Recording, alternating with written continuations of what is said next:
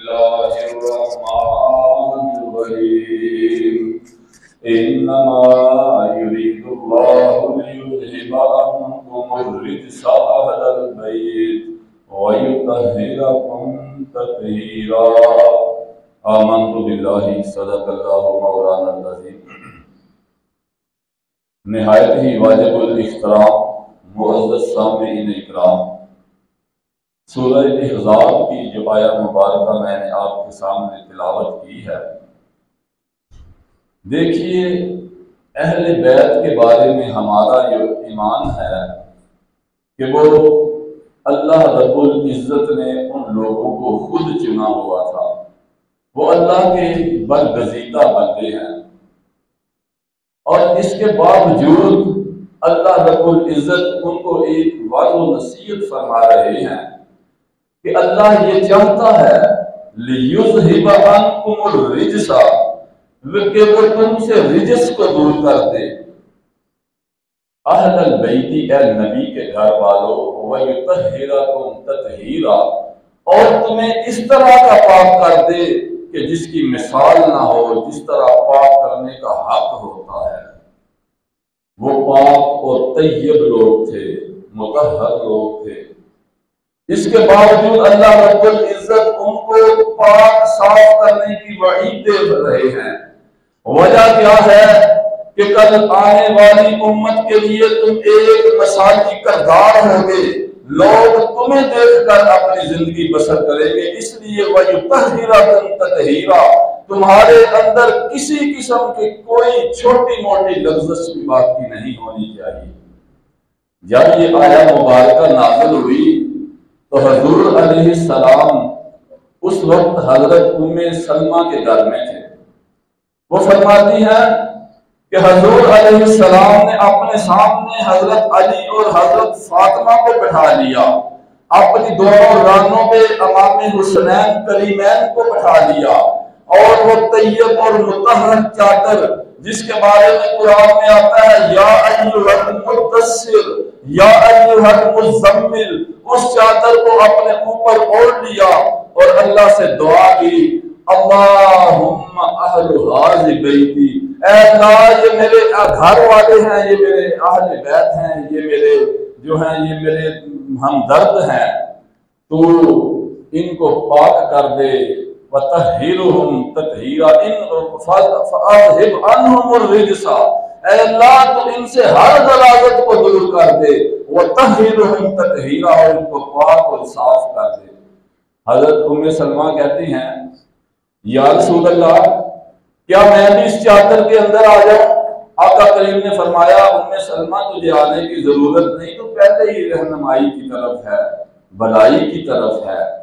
جو مجھے بات سمجھ آتی ہے کہ تمہارے متعلق بیویوں کے متعلق ہی تو یہ آیت مبارکہ نازل ہوئی ہے، حضور علیہ السلام کی ازواج کو اہل بیت سے نکالنے والے بہت بڑی غلطی میں ہیں۔ دیکھیے فیصلہ آپ کر لیجیے، یہ سورہ احزاب ہے، 22واں پارہ ہے اور اس کی دوسری یا تیسری آیت ہے، یہ میں نے آیت کا کچھ حصہ پڑھا ہے، آپ جب پورے کا پورا ترجمہ پوری آیت کا سنیں گے تو فیصلہ آپ خود کر لیجیے گا۔ اصل میں الفاظ یہ ہیں یا نساء النبی لستن کاحد من النساء ان اتقیتن، اے نبی کی بیویوں تم عام عورتوں جیسی نہیں ہو، یا نساء النبی لستن کاحد من النساء، تمہارا مقام اور مرتبہ عام عورتوں جیسا نہیں ہے۔ دیکھیے ہمارے ملک کے اندر اگر کوئی وزیر اعظم بن جائے تو اس کی بیوی پڑھی لکھی ہو، ان پڑھ ہو، اچھی ہو، بری ہو، لوگ کیا کہتے ہیں جی یہ خاتون اول ہے۔ پاکستان کے اندر خاتون اول اسے کہا جاتا ہے، کیوں؟ وہ وزیر اعظم کی بیوی ہے، لیکن اللہ رب العزت یہاں فرما رہے ہیں یا نساء النبی لستن کاحد من النساء، اے نبی کی بیویوں تم نے تو امت کے لیے ایک کردار بننا ہے، تمہاری طرف دیکھ کر لوگوں نے امت کی جو بیٹیاں ہیں انہوں نے زندگی گزارنی ہے، اس لیے تم عام عورتوں جیسی نہیں ہو، تم ایک مثالی کردار ہو، لستن کاحد من النساء ان اتقیتن، تم نے تقوی اختیار کرنا ہے، اگر تم تقوی اختیار کرتی ہو فلا تحزان بالقول فیطمع الذی فی قلبہ مرض وقلن قولا معروفا، پھر تمہارا کردار یہ ہونا چاہیے کہ جب تم کسی سے گفتگو کرو تو تمہاری گفتگو میں اس قدر نرمی نہ ہو کہ کوئی ایسا شخص جس کے دل میں کوئی روگ ہے وہ کسی غلط فہمی میں مبتلا ہو جائے۔ وَقُلْنَا قَوْلًا مَعْرُوفًا، لیکن ایسے انداز میں گفتگو کرو کہ تمہاری گفتگو کے اندر کڑوا پن بھی نہ ہو، ترش پن بھی نہ ہو، اچھے طریقے کے ساتھ گفتگو کرو۔ دیکھیے اگلا حکم جو دیا، وَقَرْنَا فِي بِيُوتِكُنَّ وَلَا تَبَرَّجْنَا تَبَرُّجَ الْجَاهِلِيَّةِ الْأُولَىٰ، تمہارا یہ کام ہے کہ اپنے گھروں میں ٹکی رہو۔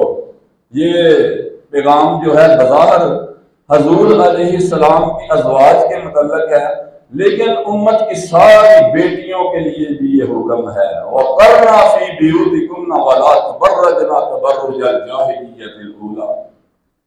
ایک دن حضور علیہ السلام کے پاس کچھ عورتیں اکٹھی ہو کر آ گئی، کہنے لگی یا رسول اللہ، مرد جو ہے ہمارے سے فضیلت دیے جا رہے ہیں، میدان جہاد میں جاتے ہیں، کہیں وہ مجاہد بنتے ہیں، غازی بنتے ہیں، ہم ان سے پیچھے رہ جاتی ہیں، ہمیں بھی کوئی ایسا عمل بتائیں کہ ہم بھی ان کے برابر آ جائیں۔ آقا کریم نے فرمایا کہ غور سے سنو، تم اپنے گھروں میں ٹکی رہو، وَقَرْنَا فِي بِيُوتِكُنَّ، اپنے گھروں میں رہو، اللہ تمہیں اپنے گھر میں رہنے کی وجہ سے وہ مقام عطا فرما دے گا جو شہداء کو ملتا ہے، جو مجاہدین کو ملتا ہے۔ اپنے گھروں میں رہو، وَقَرْنَا فِي بِيُوتِكُنَّ، آقا کریم نے فرمایا وہ عورت جو گھر کے پچھلے کمرے میں اللہ کی عبادت کرتی ہے وہ اللہ کے زیادہ قریب ہے بنسبت اس عورت کے جو صحن میں اللہ کی عبادت کرتی ہے۔ عورت کا مقام اس کا گھر ہے، لیکن اس کا مطلب یہ نہیں ہے کہ عورت تعلیم حاصل کرنے کے لیے باہر نہیں جا سکتی، حج کرنا ہے، عمرہ کرنا ہے، کچھ اس نے زندگی کے معاملات سیکھنے ہیں، اپنے محرم کے ساتھ اسے جانے کی اجازت ہے۔ تو یہاں یہی حکم ہے، وَقَرْنَا فِي بِيُوتِكُنَّ وَلَا تَبَرَّجْنَا تَبَرُّجَ الْجَاهِلِيَّةِ الْأُولَىٰ، تم اپنی نمود و نمائش اس طرح نہ کرو جس طرح جاہلیت کے زمانے میں عورتیں کیا کرتی تھی۔ آگے جو ہے وہ یہی الفاظ ہیں، وَأَقِمْنَ الصَّلَاةَ وَآتِينَ الزَّكَاةَ وَأَطِيعْنَ اللَّهَ وَرَسُولَهُ، نماز قائم کرو، زکوٰۃ ادا کرو، اللہ اور اس کے رسول کی اطاعت کرو۔ پھر آگے وہی الفاظ آگے، انما یرید اللہ لیذہب عنکم الرجس اہل البیت ویطہرکم تطہیرا۔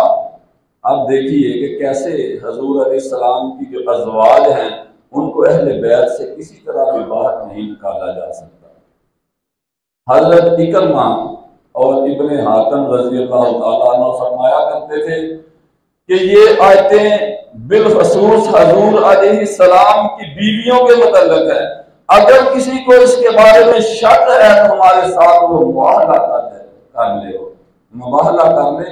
اور آپ کو پتا ہے آقا کریم نے ایک دن مباہلہ بھی کیا تھا وہ عیسائیوں کے ساتھ۔ نجران سے ایک وفد آیا، ان کا پادری ان کے ساتھ تھا، تو آقا کریم نے ان کو دعوت حق دی، تو انہوں نے آگے سے مثال کیا پیش کی، کہتے ہیں کہ دیکھیے آپ لوگ یہ مانتے ہو کہ حضرت عیسیٰ علیہ السلام دن باپ کے پیدا ہوئے؟ آقا کریم نے فرمایا ہاں ہم مانتے ہیں۔ پھر کہنے لگے آپ یہ بھی مانتے ہو کہ ان کو زندہ اٹھا لیا گیا؟ فرمایا یہ بھی مانتے ہیں۔ پھر یہ بھی مانتے ہو کہ حضرت عیسیٰ علیہ السلام جس کو ہاتھ لگاتے تھے وہ زندہ ہو جاتا تھا، باتیں کرتا تھا؟ کہا یہ بھی مانتے ہیں۔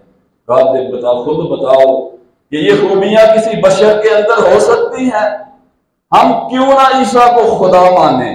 ایسی کوئی مثال ہے تو بتاؤ۔ اللہ نے اس وقت حضور علیہ السلام کے اوپر یہ آیہ مبارکہ نازل فرما دی، اِنَّ مَثَلَ عِیسیٰ عِندَ اللہِ कमसली आदम खलक़हु मिन तुराबिन सुम्मा क़ाल लहु कुन फयकून।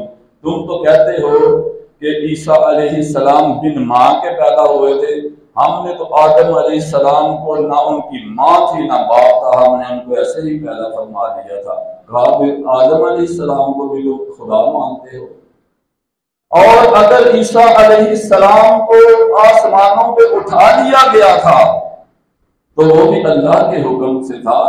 ईसा अलैहिस्सलाम मुर्दों को उठाते तो कहते कुम बिइज़्निल्लाह, अल्लाह के हुक्म से उठ जाता, वो अल्लाह के हुक्म से उठता था। तो क्या तुम आदम को भी खुदा मानोगे? वो लाजवाब हुए, लेकिन बहस नहीं छोड़ी, अपनी जिद पे अटके रहे। अब जब कोई अपनी जिद पे अटक जाए तो उसका हल क्या है? अल्लाह ने फिर एक हल भी बता दिया।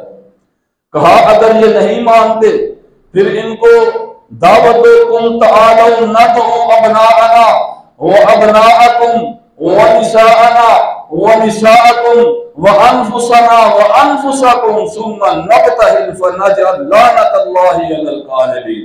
तुम भी अपनी बेटियों को, बीवियों को ले आओ, अपने बेटों को ले आओ, मैं भी आ जाता हूँ, तुम भी आ जाओ, एक जगह पे इकट्ठे होकर अल्लाह से इल्तिजा करेंगे कि अल्लाह हम में से जो झूठा है उस पर लानत फरमा दे। उन्होंने कहा ठीक है। वक्त मुकर्रर हुआ। अगले दिन हजूर अलैहिस्सलाम हजरत अली को, हजरत फातिमा रजी अल्लाह तआला अन्हा को, इमाम हुसैन करीमैन को लेकर वहां पहुंच गए।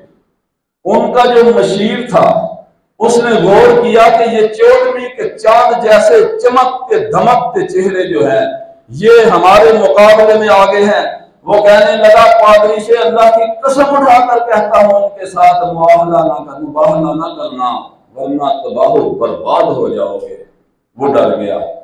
उसने कहा जी हम ये मुबाहला करने के लिए तैयार नहीं हैं, हम आपकी बात मानते हैं, हम आपको जिजिया देने के लिए तैयार हैं। हजूर अलैहिस्सलाम ने उनसे 3 मुतालबे किए थे, या जिजिया दे दो, या जंग के लिए तैयार हो जाओ, या हमारी बात मान लो। उन्होंने जिजिया देने पे वो जो है वो मुतफिक हुए, सुलह हो गई। अब यहाँ ये दलील दी जाती है कि हजूर अलैहिस्सलाम की जो बेटियां थी वो अहले बैत में थे, सिर्फ हजरत फातिमा थी, बाकी नहीं थी। जबकि हजूर अलैहिस्सलाम ने जब इस्लाम का दावा किया था, ला इलाहा इल्लल्लाह मुहम्मदुर रसूलुल्लाह की दावत दी थी, उस वक्त हजूर अलैहिस्सलाम की 3 बेटियां जो हैं, एक अबुल आस के साथ उनका निकाह हो चुका था और उनकी रुश्ती भी हो चुकी थी। 2 अबू लहब के बेटे के साथ, उतबा और अतैबा के साथ, हजरत रुकैया और उम्मे कुलसूम जो थी उनके साथ उनकी निकाह हुआ था, रुश्ती नहीं हुई थी। इन्होंने ये मुतालबा रख दिया, अबू लहब ने ये मुतालबा कर दिया, अहले कुरैश ने इकट्ठे होकर हजूर अलैहिस्सलाम पे पहला हमला ही ये किया। इन तीनों से कहा कि तुम मोहम्मद की बेटियों को तलाक दे दो। जिस तरह की औरत कहोगे, जिस तरह की लड़की कहोगे, हम तुम्हारा उसके साथ निकाह करा देंगे। अबुल आस अभी मुसलमान तो नहीं हुए थे, उन्होंने साफ तौर पे इनकार कर दिया कि मैं ज़ैनब की वफाओं के साथ जफा नहीं कर सकता, मैं उसे कभी तलाक नहीं दे सकता। लेकिन अबू लहब जो था, उतबा और उतैबा ने हजूर अलैहिस्सलाम की दोनों बेटियों को तलाक दे दी। मकसद क्या था? सिर्फ मकसद ये था कि हजूर अलैहिस्सलाम को तकलीफ पहुंचाई जाए। अल्लाह ने अलहदा बात है, हजरत उस्मान गनी जैसा खूबसूरत और अमीर शहजादा जो था वो हजूर अलैहिस्सलाम का दामाद बना दिया। लेकिन इन लोगों ने हजूर अलैहिस्सलाम की बेटियों पे हमला किया और हम कहते हैं वो हजूर अलैहिस्सलाम की बेटियां ही नहीं थी। और हमारे साथ एक ये भी बड़ा मसला है कि हम कहते हैं कि ये जो सहाबा थे ना, इनकी आपस में बड़ी दुश्मनी थी। ऐसा कुछ नहीं है। यकीन कीजिए इतनी मोहब्बत और प्यार था इनके साथ, आपस में वो खेलते हैं, खुश होते हैं। एक दिन हजूर अलैहिस्सलाम खजूरें तनावल फरमा रहे हैं, इर्द गिर्द सभी सहाबा बैठे हुए हैं, हजरत अली हैं, उमर उस्मान हैं और दूसरे सहाबा बैठे हुए हैं। हजूर अलैहिस्सलाम ने एक खजूर खाई اس کی گٹلی جو ہے حضرت علی کے سامنے رکھ دی۔ اب دوسرے صحابہ نے دیکھا کہ حضور علیہ السلام نے حضرت علی کے سامنے گٹلی رکھ دیا، سب کھجوریں کھاتے جا رہے ہیں، گٹلیاں حضرت علی کے سامنے۔ وہ دیکھتے ہی دیکھتے حضرت علی کے سامنے گٹلیوں کا ڈھیر لگ گیا۔ آقا کریم فرماتے ہیں مجھے لگتا ہے کہ علی کو بڑی بھوک لگی ہوئی ہے، اس نے ساری کھجوریں اکیلا ہی کھا گیا۔ تو حضرت علی آگے سے کہتے ہیں یا رسول اللہ، بھوک تو مجھے بھی لگی ہوئی ہے، لیکن مجھے لگتا ہے مجھ سے زیادہ کہیں دوسروں کو بھوک لگی ہوئی ہے، میں تو گٹلیاں باہر نکال رہا ہوں تاکہ گٹلیوں سمیت کھجوریں کھا رہے ہیں۔ وہ آپس میں مسکرا رہے ہیں، ان کا انداز اتنا پیارا انداز۔ ایک دن حضرت فاطمہ رضی اللہ تعالیٰ عنہ حضرت عائشہ سے فرماتی ہیں کہ مجھے اللہ نے آپ کے اوپر زیادہ فضیلت دے رکھی ہے۔ فرمایا وہ کیسے؟ کہا دیکھیے میرے ابا جی کا نام محمد الرسول اللہ صلی اللہ علیہ وسلم ہے، اور میری امی کا نام جو ہے وہ خدیجہ الکبریٰ ہے، آپ کے ابو جان کا نام ابو بکر ہے، اور آپ کی امی کا نام ام رومان ہے۔ میری امی کو تو وہ فضیلت ہے جو کسی عورت کو فضیلت نہ ملی۔ اور حضرت خدیجہ الکبریٰ کے بارے میں آتا ہے نا کہ ایک دن حضور علیہ السلام کے لیے کھانا لے کر جا رہی، حضرت جبرائیل علیہ السلام آئے، کہنے لگے یا رسول اللہ وہ آپ کی بیوی آ رہی ہے، خدیجہ الکبریٰ آ رہی ہیں، جب وہ آئیں تو کہنا میرا سلام بھی دینا، اور کہنا اللہ نے خدیجہ کے لیے سلام بھیجا ہے۔ اتنی اہمیت و فضیلت والی۔ کہا ہاں بات تو تیری سچ ہے، حقیقت ہے، فاطمہ تو سچ کہہ رہی ہے، لیکن مجھے بھی اللہ نے ایک اہمیت اور فضیلت دے رکھی ہے۔ دیکھ کل قیامت کے دن تو اٹھے گی، تیرا ہاتھ حضرت علی کے ہاتھ میں ہوگا، اور جب مجھے اٹھایا جائے گا میرا ہاتھ محمد رسول اللہ کے ہاتھ میں ہوگا۔ اللہ نے مجھے بھی تو فضیلت دے رکھی ہے۔ ایسا انداز، ایسا گفتگو کا انداز، مسکرانے کا انداز۔ ایک دن حضرت علی درمیان میں جا رہے ہیں، اس جانب حضرت ابو بکر ہیں، دوسری جانب حضرت عمر ہیں۔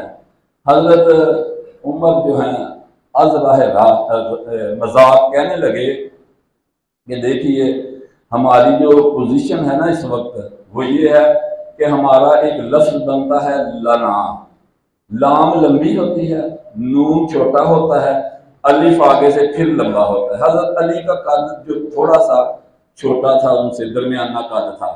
میں ابو بکر جو ہیں وہ دائیں ہاتھ ہیں، ان کا قد لمبا ہے، وہ بن گئے لام، درمیان میں علی تم ہو، تمہارا قد چھوٹا ہے، تم بن گئے نون، اور اس طرف عمر ہے، ان کا قد لمبا ہے، وہ بن گئے الف، بن گیا لنا۔ تو حضرت علی کہتے ہیں اگر نون کو درمیان سے نکال دیا جائے تو لفظ رہ جاتا ہے الف اور لام، اس کا مطلب ہوتا ہے نہیں کچھ نہیں، اس کا مطلب یہ ہے کہ علی کے بغیر تم بھی کچھ نہیں۔ انہوں نے مسکرانا شروع کر دیا۔ بہرحال یہ صحابہ تھے، ان کے آپس میں بڑی محبت تھی۔ ہم یہ کہتے ہیں کہ ان کے درمیان نفرتیں تھی، ایسا کچھ نہیں ہے۔ ہم اہل بیت کی بھی عزت کرتے ہیں، ہمارا فرض ہے، اور اصحاب کی بھی عزت کرتے ہیں، ہمارا فرض ہے۔ اللہ سے دعا ہے کہ اللہ ہمیں صحیح معنوں میں عمل پیرا ہونے کی توفیق عطا فرمائے۔